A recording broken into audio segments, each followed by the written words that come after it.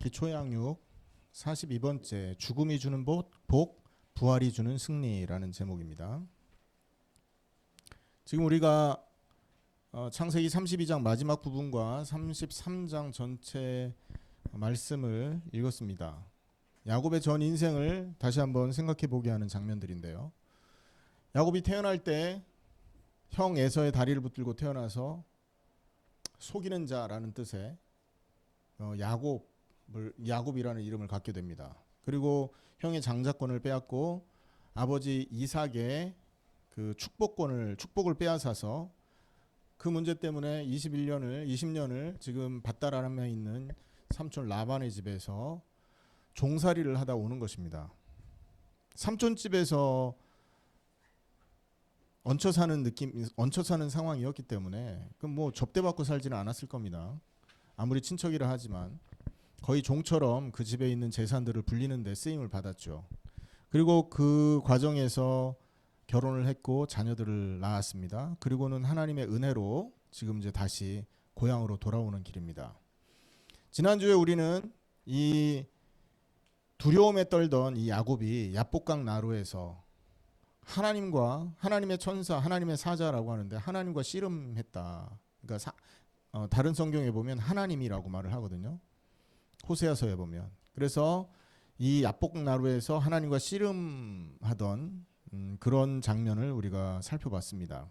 여러분 그때 우리가 기억해야 될 세 가지 단어가 있다고 그랬습니다. 첫 번째가 뭐였죠? 마하나임, 하나님의 군대.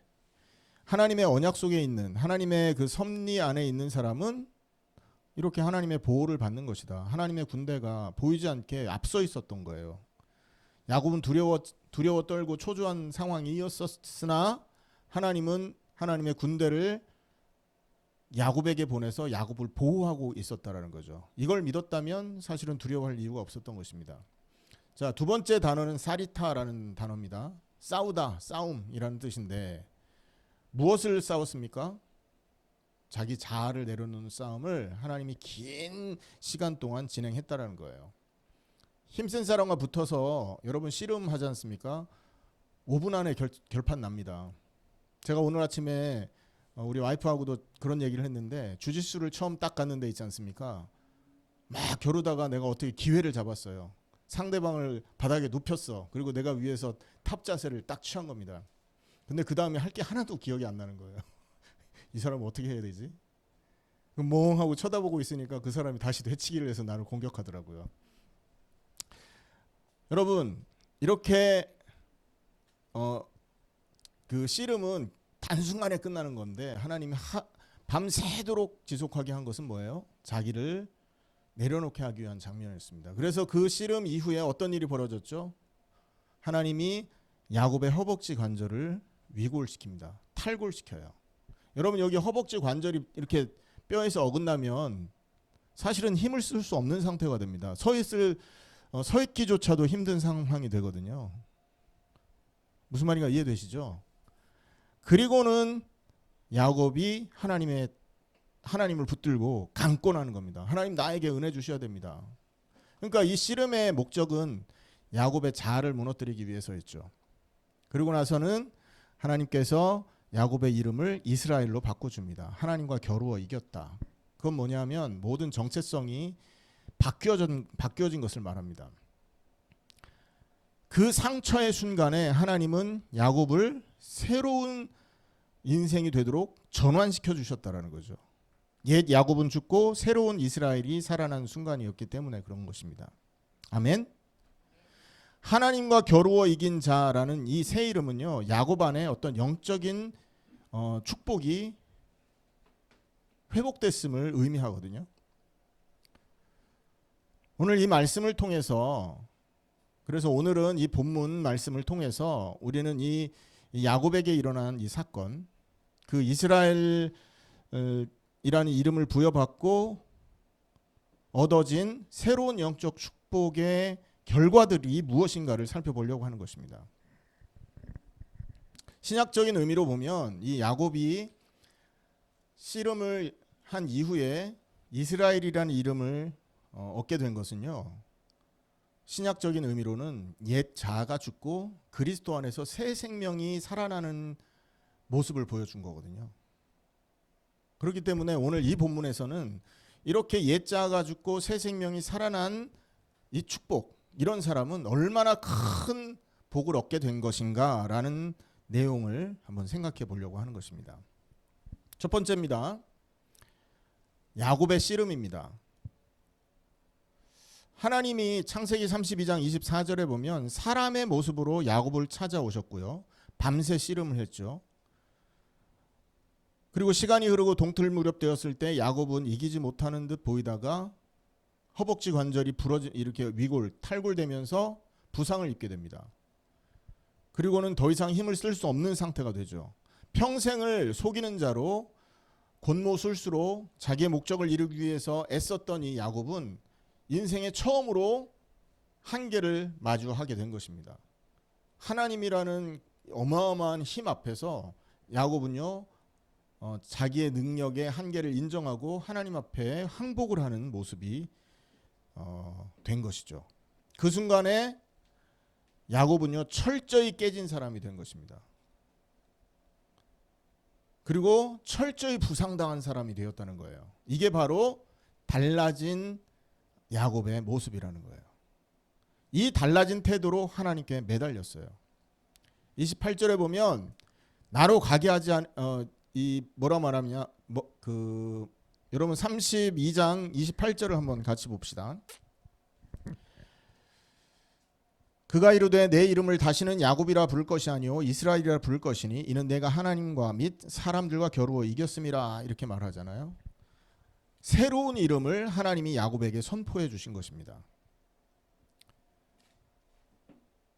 이는 옛 야곱이 최후를 맞이했다라는 것입니다. 뿐만 아니라 이 순간부터 야곱은 새로운 정체성이 시작되었다라는 걸 의미하는 거예요. 어떤 설교자는 이 장면을 두고 이렇게 말해요. 하나님이 야곱의 이름을 바꾸신 것은 그의 본성의 변화를 선언한 것이다. 이전에 야곱은 죽고 새로운 사람이 살게 되었음을 뜻한다. 야곱은 죽었고 이스라엘이 이제 살았다. 이렇게 설교를 하더라고요. 맞습니다, 여러분. 야곱의 옛 자아가 그날 밤에 죽임을 당한 것이에요. 하나님과 사람을 속이면서 자기 힘으로 살던 교활한 야곱은 거기서 끝이 난 거죠. 이제 그는 하나님과 겨루어 이겼다고 인정받은 이스라엘, 그리고 하나님께 붙들린 새로운 사람이 된 것입니다. 이러한 야곱의 경험 속에서 우리는요, 신약의 복음의 그림자를 발견할 수 있는 것입니다. 신약은 반복해서 우리의 옛사람은 그리스도와 함께 십자가에 못 박혀야 됨을 얘기하고 있어요. 그리고 우리가 믿음으로 그리스도의 십자가에 못 박혔을 때 부활에 동참한 새 사람으로 거듭날 수 있다라고 선언을 하고 있습니다. 구약은 야곱의 허벅지 관절을 치셨지만 신약은 달라진 것이죠. 우리의 자아를 없애기 위해서 하나님은 야곱에게 하신 것처럼 우리의 관절을 치지 않았다라는 거예요. 이해되십니까? 야곱을 변화시키기 위해서 허벅지 관절을 치셨잖아요. 우리한테도 똑같은 잣대로 할 것 같으면 우리의 관절을 치셔야 될 거 아닙니까? 근데 우리의 관절을 치지 않고 그리스도를 치신 겁니다. 그리스도를 십자가의 죽음에 내어주신 거예요. 그 방법으로써 우리의 옛 자아를 무너뜨렸다는 것입니다. 로마서 6장 4절은 이렇게 말하죠.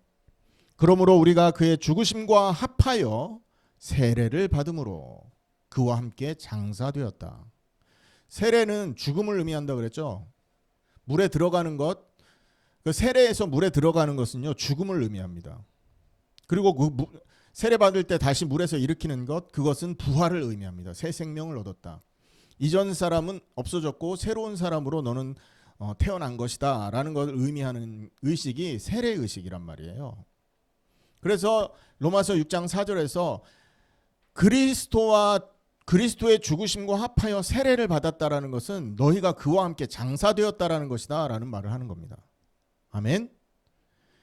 이는 아버지의 영광으로 말미암아 그리스도를 죽은 자 가운데서 살리심과 같이 우리로 또한 새 생명 가운데서 행하게 함이라 이렇게 말한 거죠. 그리고 5절은 만일 우리가 그의 죽으심을 본받아 연합한 자가 되었으면 또한 그의 부활을 본받아 연합한 자도 되리라 이렇게 말하는 거예요. 그래서 세례를 통해서 우리는 그리스도의 죽음에 연합되고 장사되어진 것입니다. 이 말은 무슨 말이에요? 우리의 옛 자아가, 우리의 옛 사람이 그리스도와 함께 무덤에 내려갔다라는 것을 뜻한다라는 것이죠.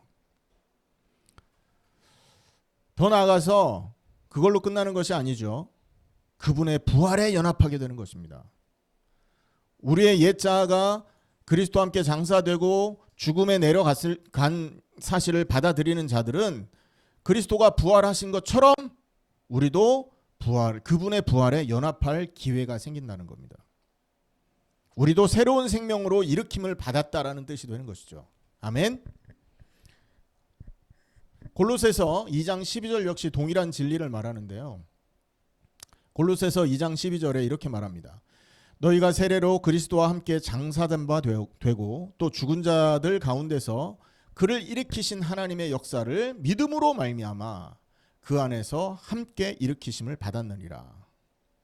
맞습니까? 사랑하는 여러분, 이 말씀은 우리에게 분명한 것을 가르칩니다. 뭘 가르치느냐? 예수를 믿는다는 것은 단순히 교리를 동의한다라는 뜻이 아닌 겁니다. 교리가 맞구나, 교리가 논리적이구나, 교리가 나를 감동시키는구나, 이 말을 하는 게 아니라는 거예요. 예수를 믿는다는 것은 내 옛사람의 죽음을 실제로 받아들인다는 것을 의미하는 것입니다. 내가 죄인이고 내가 멸망받을 심판받을 자이고 하나님의 진노를 받아야 될 존재임을 인정하는 거예요. 하나님 앞에 심판받아야 될 내 존재가 그리스도와 함께 못 박혀 죽었다라는 선언을 믿음으로 내 것으로 취한다는 것, 갖는다라는 것입니다. 그러니까 저와 여러분의 옛자, 예수님을 만나기 이전의 자아를 옛자라 하지 않습니까? 혹시 지금도 여러분 예수님을 만나지 못했다면 우리는 옛자, 옛사람의 상태 속에 거하고 있는 겁니다. 옛자는 어떤 상태입니까? 하나님을 대적하는 자잖아요. 나를 하나님으로 섬기고 있지 않습니까? 하나님의 능력을 나의 그 욕망을 이루기 위해서 이용하는 자지 않습니까? 나를 하나님으로 섬기기 때문에 진노받아야 되고 멸망받아야 될 존재예요. 우리가 하나님 앞에 섰을 때는 이 죄인의 모습으로 서는데 민망하고 부끄럽고 정말로 하나님을 대면할 자신이 없어서 숨기를 원하는 그런 악한 존재들이 우리가 예수님 만나기 이전에 가졌던 옛자아들이라는 거죠. 예수를 믿는다, 이 옛자아가 십자가에서 죽은 것을 받아들인다라는 것입니다. 아멘. 이것이 예수 믿는 것입니다. 바울은요 갈라디아 2장 20절에서 이 진리를 간증으로 고백하죠. 내가 그리스도와 함께 십자가에 못 박혔나니 그런즉 이제는 내가 산 것이 아니요 내 안에 그리스도께서 사시는 것이라. 그래서 기독교인의 신앙생활의 시작은 어디냐? 십자가에 내 옛자가 죽을 때부터 시작이라는 겁니다. 나의 옛사람이 십자가에 죽지 않았다. 아직 신앙생활이 시작되지 않은 거예요. 왜? 신앙이 없는 상태잖아요. 종교생활인 것입니다. 옛날 어른들은요 갈라디아 2장 20절을 신앙의 목표로 삼고 살았거든요. 아닙니다. 신앙생활을 잘못 알고 있는 것입니다. 갈라디아 2장 20절은 성도들의 목표가 아니라 성도의 시작점이요 출발점인 것입니다. 거룩하게 되는 출발점이 십자가에 못 박힌 갈라디아 2장 20절 순간이라는 거죠. 골로새서 3장 3절에도 이는 너희가 죽었고 너희 생명이 그리스도와 함께 하나님 안에 감추어졌음이라. 골로새서 3장 4절은 우리의 생명이신 그리스도께서 나타나실 그때에 너희도 그와 함께 영광 중에 나타나리라 선포합니다. 예수를 믿는 저와 여러분은 이미 영적으로 한번 죽은 사람들입니다. 아멘. 믿으시면 아멘 하시길 축원합니다.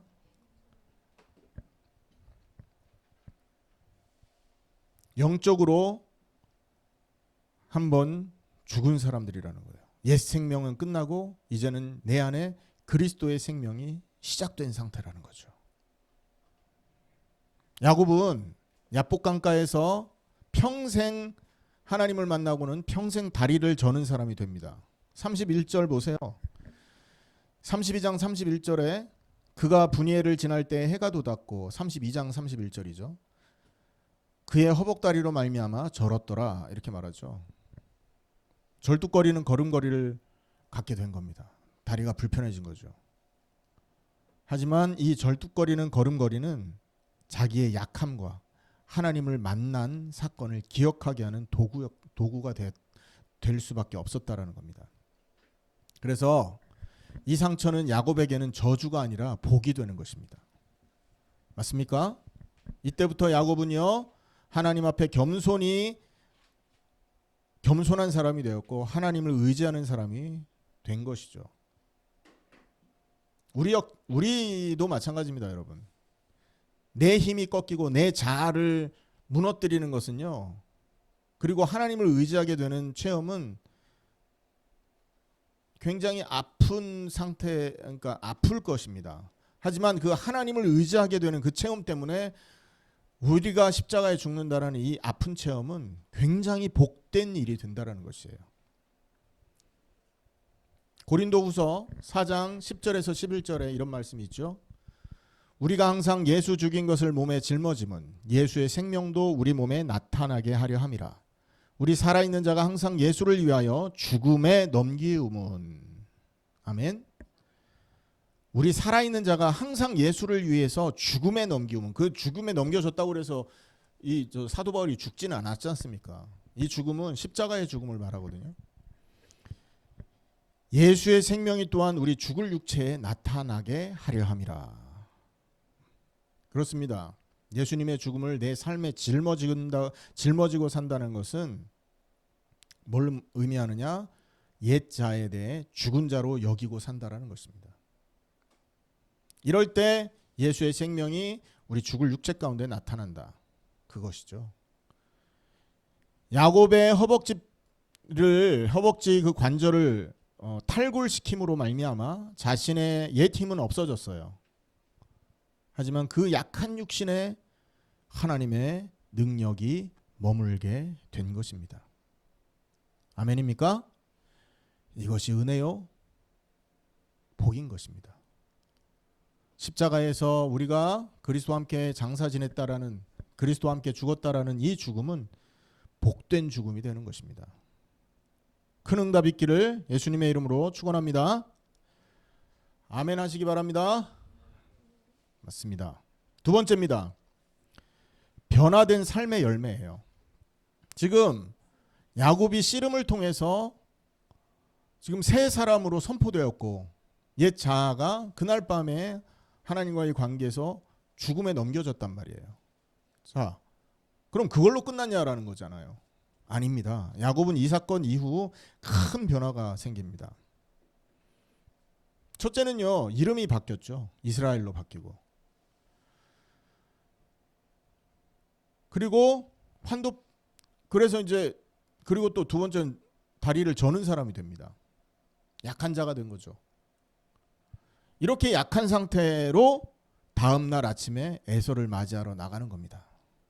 오늘 본문에 보면 동이틀 무렵이라 그러죠. 동이틀 무렵에 야곱은 멀리서 형 에서와 400명의 무리가 오는 걸 봅니다. 그리고 즉시로 가족들을 앞세우고 자기 자신은 맨 뒤에 숨었던 이전의 야곱에서 벗어나서 제일 앞장서서 형한테로 나갑니다. 33장 3절을 한번 읽어보겠습니다. 2절 3절입니다. 시작. 여종들과 그의 자식들은 앞에 두고 레와와 그의 자식들은 다음에 두고 라헬과 요셉은 뒤에 두고 자기는 그들 앞에서 나아가되 몸을 7번 땅에 굽히며 그의 형 에서에게 가까이 가니. 예전에는요 귀한 것은 저 뒤에다 뺐어요. 미운 사람들은 앞에 세우고 제일 귀한, 야곱의 입장에서 제일 귀한 사람이 누구였습니까? 이 가족 중에서 라헬과 요셉이란 말이에요. 그러니까 이 라헬 요셉은 무리 중에 제일 뒤에다 둡니다. 왜냐하면 형이 앞에서 치고 들어오면 뒤에 빨리 도망갈 시간을 벌을 수 있지 않습니까? 이렇게 이 술수를 쓰던 야곱이 하룻밤에 변화가 찾아온 겁니다. 제일 앞으로 나가서 이 두려움 많고 연약했던 야곱이 제일 앞에 나서서 형에게 걸어간 것입니다. 그리고 7번을 땅에 굽혀 절합니다. 이렇게 7번 몸을 굽힌다라는 것은요, 근동 문화에서 최대한의 존중과 복종을 나타내는 행동이거든요. 근데 이때 놀라운 일이 벌어지죠. 에서가 달려와서 야곱의 목을 부둥켜 안고 입 맞추면서 함께 우는 것이에요. 두 형제가 극적인 화해를 이루는 모습인 것이죠. 4절 한번 읽겠습니다. 시작. 에서가 달려와서 그를 맞이하여 안고 목을 어긋 맞추어 그와 입 맞추고 서로 우니라. 성경은 이에 대해서 길게 설명하지는 않습니다만 우리는 이 배후에 하나님의 역사와 더불어 야곱 자신 안에 변화들이 있었다라는 것을 알고 있는 거 아닙니까? 이 변화된 야곱의 태도에서 우리는 신약적인 의미를 좀 생각해 볼 수 있는데요. 옛 자아가 죽고 새 생명으로 이렇게 태어났을 때, 다시 말해서 우리가 정말로 부활에 동참한 자가 되고 예수님과 함께하고 하나님이 임마누엘로 내주하시는 상태가 됐을 때 특징 많이 있겠지만 한 4가지 정도를 발견할 수 있습니다. 자, 우리가 십자가에 죽고 부활에 동참했을 때 나오는 야곱을 통해서 보여지는 4가지 특징. 첫 번째는요, 자기 방어가 사라집니다. 더 이상 자기 자신을 변호하거나 두려움 속에 숨지 않았어요. 씨름 전 야곱이었다면 형을 만나러 가기보다는 끝까지 도망갔겠죠. 온갖 잔꾀로 형의 노여움을 풀어보려고 시도했을 겁니다. 진짜 그랬잖아요. 전날 밤에 예물을 막 싸가지고 바리바리 싸서 형님한테 보내고 그랬단 말이에요. 형의 환심을 살려고요. 그러나 결정적인 순간에 야곱이 형 앞에 딱 직접 나아간 겁니다. 별다른 변명이나 자기 합리화를 하지 않습니다. 그리고 이 33장에 보면 야곱이 에서에게 장자권을 빼앗은 일이나 지난 잘못한 일에 대해서 해명하지 않습니다. 그렇죠? 다만 자신을 주의 종이라고 부르면서 그리고 에서를 나의 주라고 부르면서 겸손히 자기를 낮추고 있는 모습만 드러납니다. 5절에 보면 에서가 눈을 들어 여인들과 자식들을 보고 묻되 너와 함께한 이들이 누구냐? 야곱이 이르되 하나님이 주의 종으로 종에게 은혜로 주신 자식들입니다. 주는 에서를 말하고요. 종은 나를 야곱을 말하는 거거든요. 에서 당신은 나의 주고 나는 당신의 종입니다. 라는 겸손한 상태가 나타나죠.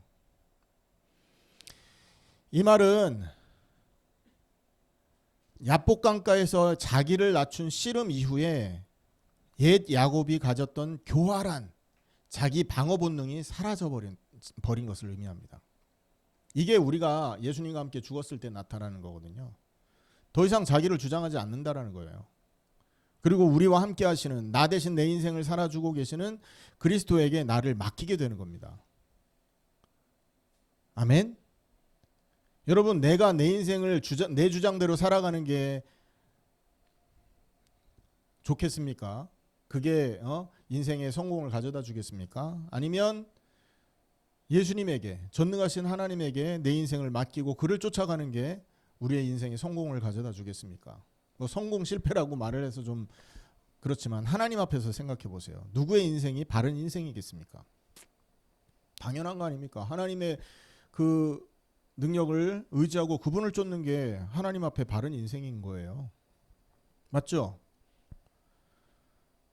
부활하신 그리스도, 내 안에 함께하는 그리스도, 나 대신 내 인생을 살아주시는 그분에게 내 인생을 맡기는 거죠.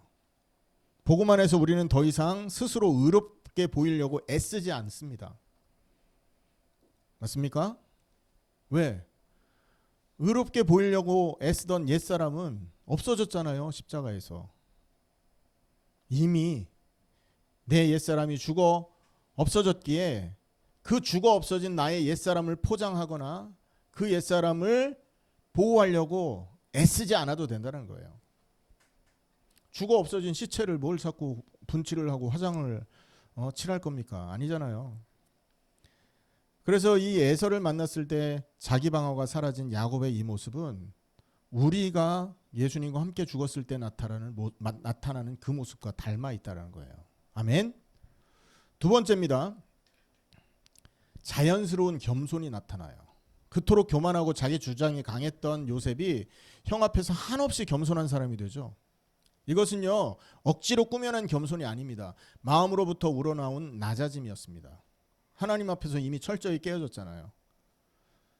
그래서 진심으로 에서에게 겸손한 마음이 배어 나온 것입니다.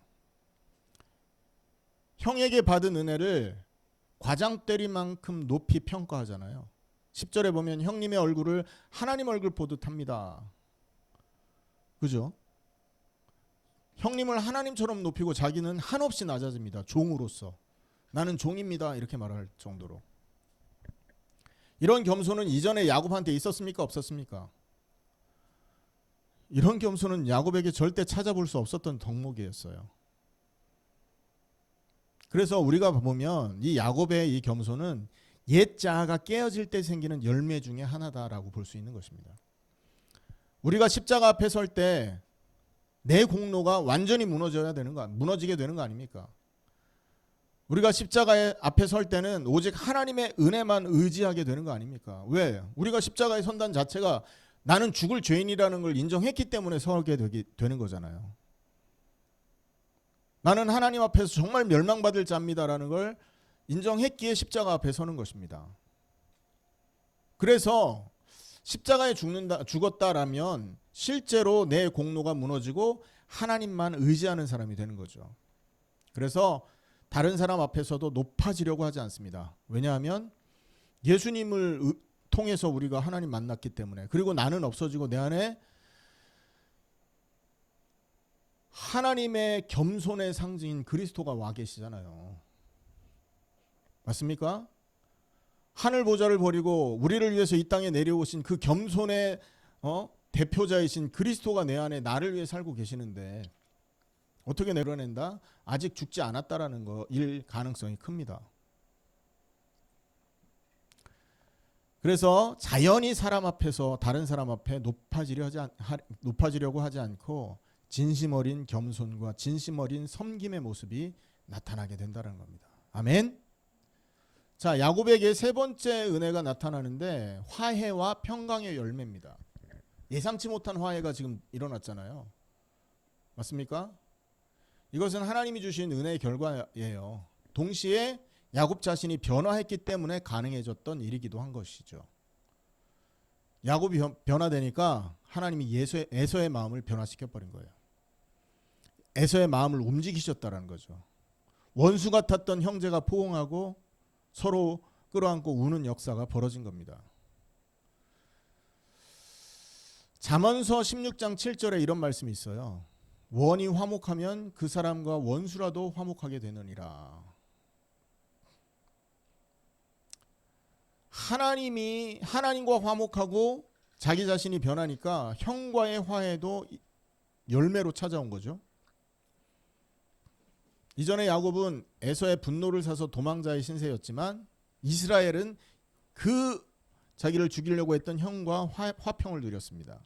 이게 바로 십자가의 능력입니다. 에베소서 2장 14절은요. 예수님이 우리의 화평이시라 선포하죠. 예수님은 십자가로 원수된 자들을 하나 되게 하십니다. 그러므로 내 옛자가 십자가 앞에서 죽으면 내 주변 관계도 하나님의 역사로 치유가 되는 것입니다. 이게 바로 십자가로 말미암은 화목의 모형이라고 할 수 있는 것입니다. 네 번째입니다. 야곱은요, 이 사건 이후에 예배와 헌신의 삶을 살게 됩니다. 20절 보시기 바랍니다. 20절.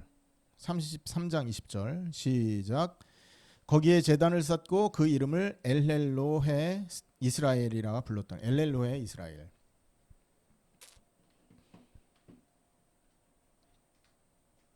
이는 전능하신 하나님은 이스라엘의 하나님이라는 뜻이에요.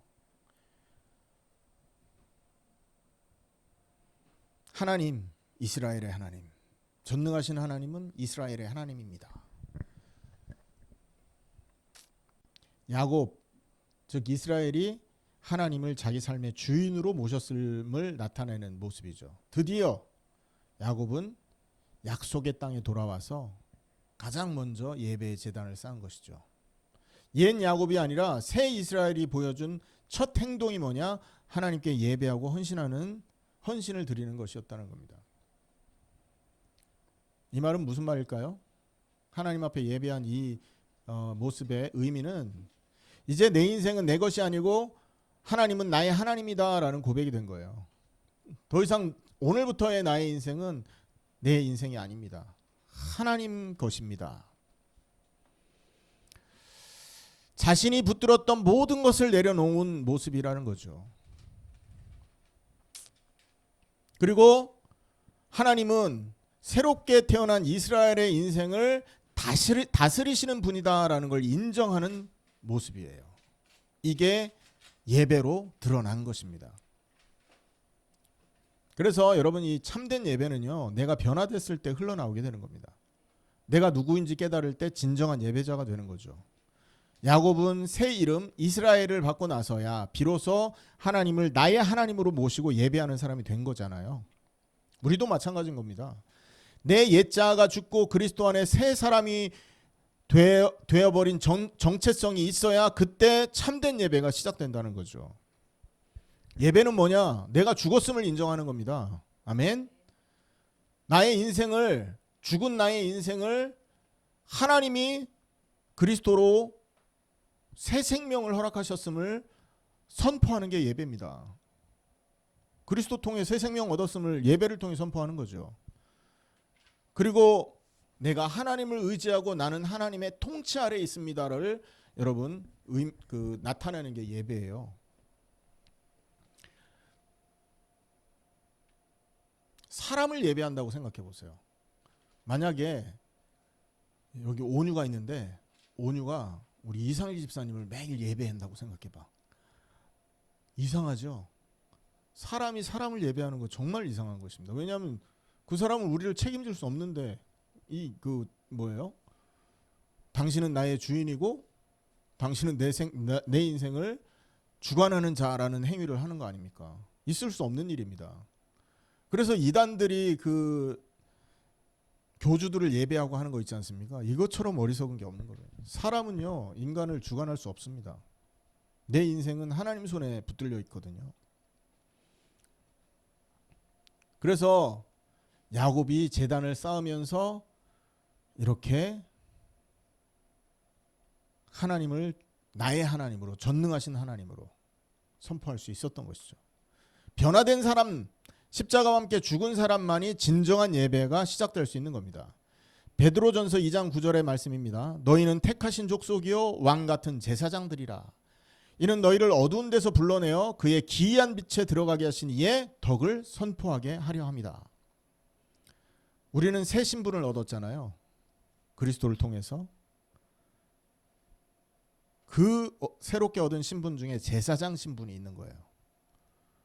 하나님께 내 삶을 전체로 드리는 그런 예배를 드릴 수 있는 자격자가 된 거라는 거죠. 제사장은 제사 드리는, 예배 드리는 직분이란 말이에요. 맞습니까?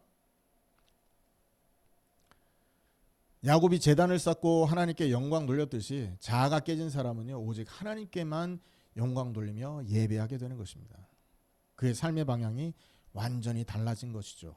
더 이상 자기 성공과 욕망을 향하지 않고 하나님의 약속과 그 약속의 말씀의 성취와 그 말씀을 이루시는 하나님의 영광을 위하여 자기를 드리는 삶으로 변화되는 것입니다.